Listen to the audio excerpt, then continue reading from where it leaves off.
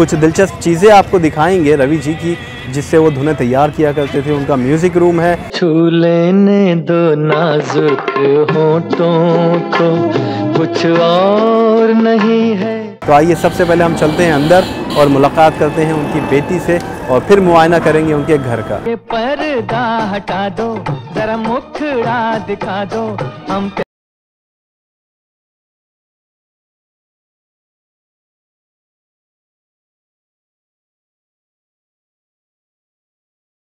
खूबसूरत धुन में पिरोने वाले हैं मशहूर व मारूफ मौसीकार रवि शंकर शर्मा साहब, जिन्हें रवि के नाम से जाना जाता है।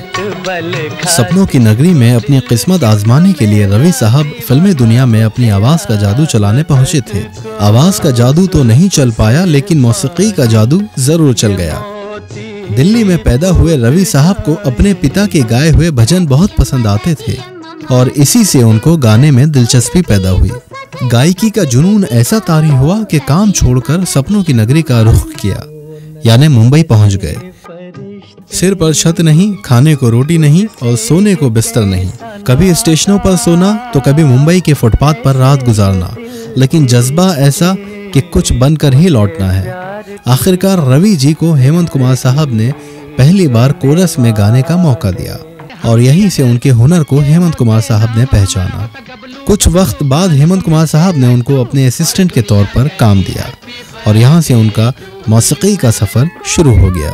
इसके बाद तो रवि साहब ने पीछे मुड़कर कभी नहीं देखा। अनगिनत फिल्मों में बेहतरीन म्यूजिक कंपोज करके कई अवार्ड्स अपने नाम किए, जैसे चौधरी का चांद, घूंघट, घराना, गुमराह, दूर की आवाज, काजल, खानदान, वक्त, दो बदन, हमराज, नीलकमल और एक फूल दो माली जैसी सुपरहिट फिल्मों में बेहतरीन म्यूजिक कंपोज करके अपने हुनर का परचम लहराया। आज हम पहुंचे हैं उसी घर में जहां रहकर रवि जी ने तकरीबन 200 से भी ज्यादा फिल्मों में म्यूजिक कंपोज किया। आज का ये शुमारा बहुत ख़ास और बहुत दिलचस्प होगा, क्योंकि उनके घर में हम जाकर उनकी बेटी से मुलाकात करेंगे। कुछ दिलचस्प चीज़ें आपको दिखाएंगे रवि जी की, जिससे वो धुनें तैयार किया करते थे। उनका म्यूज़िक रूम है। कुछ बातें आपको बताएंगे उनकी बेटी के साथ बैठकर, जो बहुत दिलचस्प है रवि जी के बारे में। तो आइए सबसे पहले हम चलते हैं अंदर और मुलाकात करते हैं उनकी बेटी से, और फिर मुआयना करेंगे उनके घर का। आइए चलते हैं।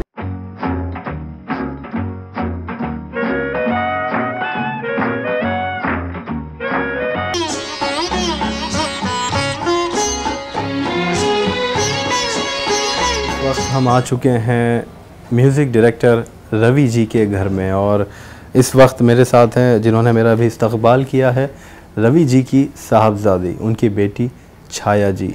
छाया जी नमस्ते, और आपका बहुत बहुत शुक्रिया कि आपने इतना खैर मकदम किया, हमारा इस्तकबाल किया, वेलकम किया। ये वो घर है जिसको उन्होंने 1960 में बनाया रवि जी ने, और इसी घर से तकरीबन 200 फिल्मों से भी ज़्यादा फिल्मों में उन्होंने म्यूज़िक कंपोज किया। ये भीगी रात, ये भीगा बदन,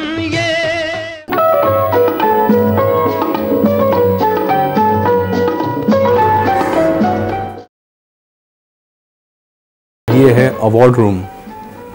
हाँ जी, रवि जी का ये उनका अवार्ड रूम है, सारी उनकी ट्रॉफीज़ हैं।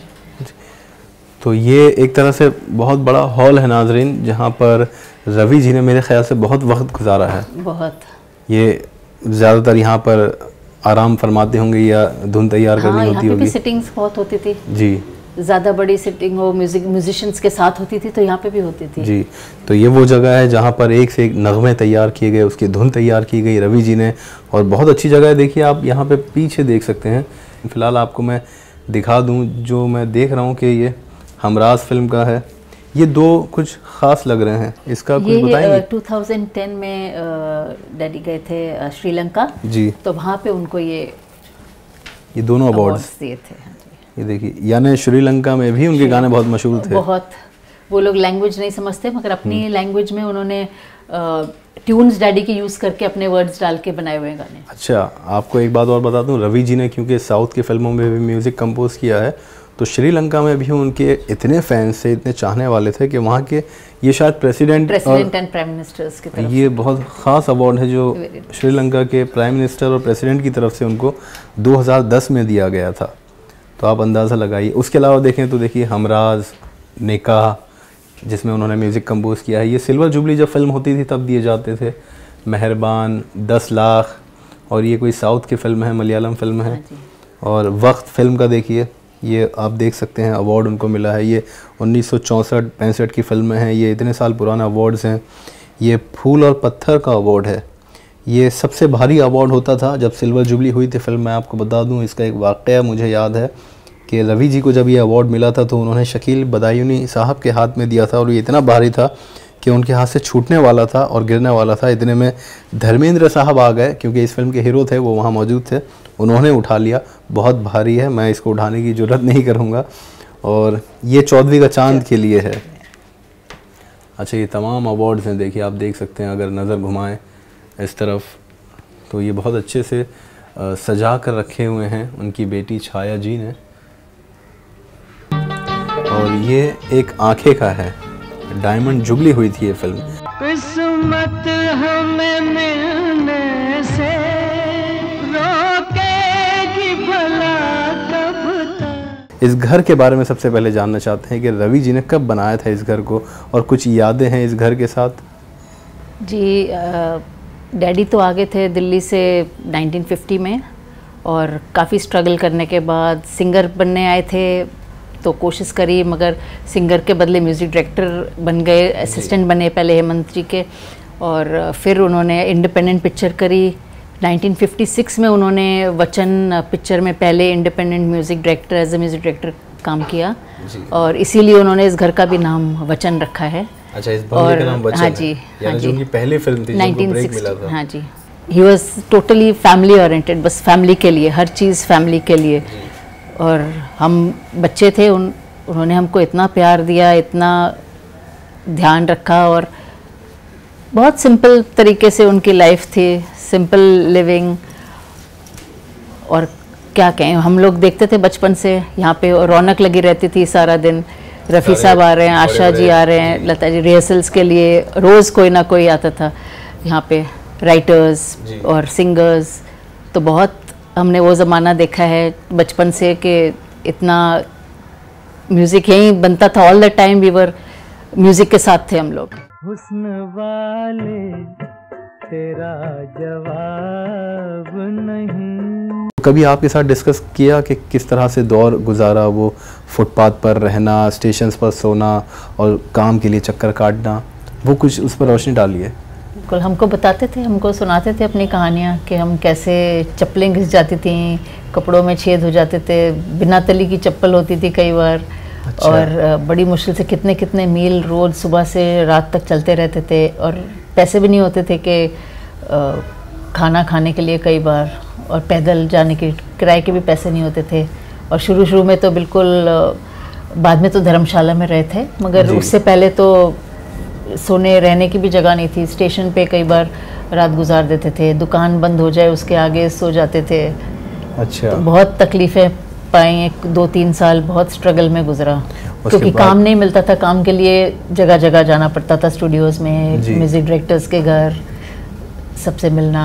तो बहुत वो बताते थे हमको कि बहुत पैदल चलना, बहुत हमने अपने चप्पलें घिसाई हैं।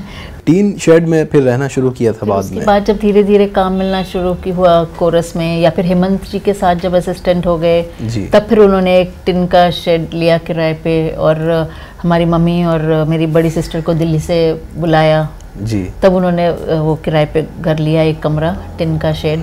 तो वो एक तरह से वो घर भी नहीं, आप बता रही टीन शेड। हाँ, जैसे बिल्डिंग के नीचे गैराज होते हैं, उस टाइप का एक गैराज था, टीन का बना हुआ जी। तो उसमें फैमिली को बुला लिया। और धीरे धीरे जैसे जैसे काम बढ़ता गया, बराबर वाला भी कमरा ले लिया, फिर बल्कि वहीं गाड़ी भी खरीद ली थी उन्होंने। हेमंत जी के साथ काम करते करते वहीं रहे। अच्छा। क्योंकि हमारी मम्मी का हमेशा वो कहना था कि जाऊंगी तो अपने ही घर में जाऊंगी अब यहाँ से।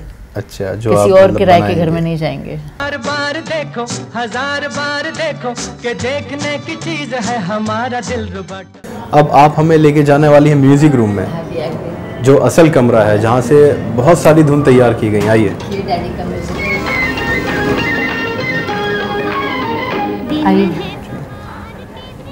तो ये है वो म्यूजिक रूम।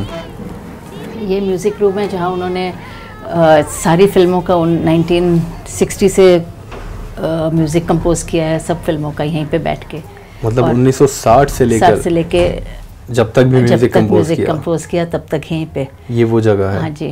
चौदहवीं का चांद हो या आफताब हो। तो नाजरीन, ये था हमारा आज का सफ़र जो तय किया हमने रवि जी के घर में। उम्मीद करते हैं आपको पसंद आया होगा और ये नायाब चीज़ें और रवि जी का घर, उनका म्यूज़िक रूम, उनके अवार्ड, ये तमाम चीज़ें हमारे लिए भी नायाब थी, आपके लिए भी होंगी। आपने पहली बार देखी, हमने भी पहली बार देखी और हम सिर्फ शुक्रिया अदा करना चाहते हैं छाया जी का जो उनकी साहबजादी हैं, इसलिए कि उन्होंने इतना वक्त हमको दिया, इतना कीमती वक्त हमें दिया और तमाम चीज़ों से रूबरू करवाया। अब जाते जाते आपका शुक्रिया अदा दिल से करना चाहते हैं। बहुत शुक्रिया आपका, उनको मौका दिया। कुछ पैगाम आप देना चाहती हैं रवि जी? मैं यही कहना चाहती हूँ उनके सारे म्यूज़िक लवर्स से जो उनका म्यूज़िक पसंद करते हैं, उनको प्यार करते हैं इतना और आज भी उनके गाने याद करते हैं और उनका इज़्ज़त करते हैं इतनी कि we all love him and we all miss him so much. जी बिल्कुल ठीक है, हमें हमेशा याद आते रहेंगे उनके नगमों के ज़रिए रवि जी। यही पैगाम था उनकी बेटी का भी। उम्मीद करते हैं ये शुमारा आज को आपको पसंद आया होगा। फ़िलहाल मुझे दीजिए इजाज़त और आप रखिए अपना ख्याल। तब तक के लिए रिजवान खान का सलाम आप सबके साथ। ये वादियाँ ये फिजाएं बुला रही हैं तुम।